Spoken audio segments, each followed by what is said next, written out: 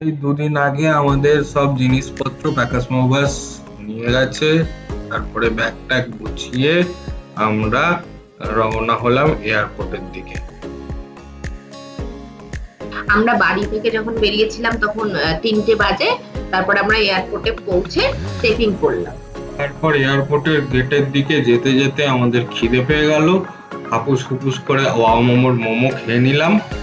তারপর আমরা মোমো খেয়ে গুটি গুটি খায় ফ্লাইট বোট করতে গেলাম।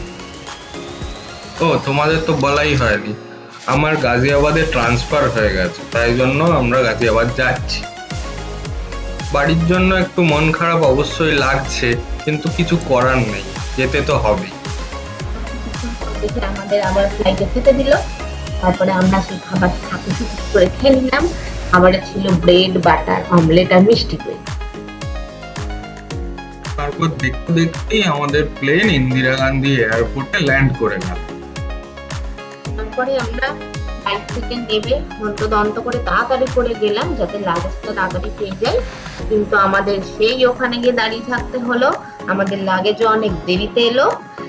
তারপরে লাগেজ পেয়েই আমরা তুত্তুর করে ছুটে চলে গেলাম ওলা ধরবো বলে। ওলায় উঠে দেখতে দেখতে পৌঁছে গেলাম গাজিয়াবাদ। দেখা হচ্ছে গাজিয়াবাদে।